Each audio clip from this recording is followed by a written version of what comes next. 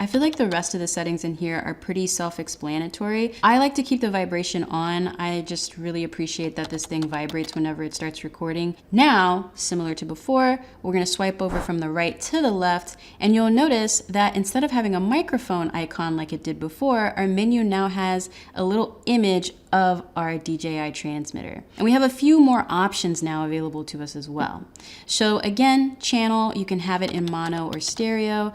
I tend to keep mine in stereo because once again, that's how you get the best quality audio that you can. It is worth noting that even though this records in 32-bit float and you can pull the 32-bit float audio from it directly, what it transmits to your Osmo Pocket 3 is more of the standard audio. So it's 24-bit, 48 kilohertz, which is like, that's pretty standard audio, which can peak. So one thing I want to note is your transmitter gain. You can mess with the volume or the gain. If you're someone who talks pretty loud, maybe drop it down a bit. So that way, again, when you're here on this main screen, your audio isn't peaking too much. Or, you know, if you're someone who's just really quiet, bring it to 2 to 3, whatever you feel is necessary to get the best quality audio that you can. Finally, you can mute your transmitter if you want. I leave that off. I feel like if I'm muting my transmitter, then I just should not have it out and I just should record, but whatever. Finally, your transmitter noise reduction. And I tend to keep it off because for me, I feel like it sounds a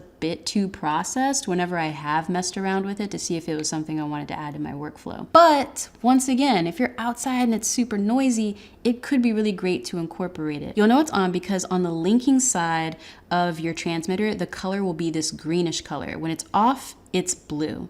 So that's how you know that you are currently using the noise reduction built into the transmitter. All right, so now that I've shown you some things to consider when using a transmitter with your Osmo Pocket 3, let's head out and try them out in real time so you can see how they sound. This is what it sounds like with our DJI Mic 2 transmitting to our Osmo Pocket 3. Now, something I will do is I'm going to stop recording and start recording again and let you hear what the DJI Mic 2 sounds like with the noise reduction turned on, and let you hear what that sounds like. Okay, I'm back, and this time I have the noise reduction turned on. I know it's on because one, I switched the settings in the camera, and also two, the light on the DJI Mic 2 is now green instead of blue, which lets me know that it is now using some sort of algorithmic noise reduction to make everything sound a little more crisper, if you will. I personally don't like using this, and not because it's bad. I think it's definitely worth keeping in mind and having it as a tool in your toolkit. It's like a bit too processed for me. I don't mind if there's a little bit of ambiance to what's happening, but again, this is an option for you.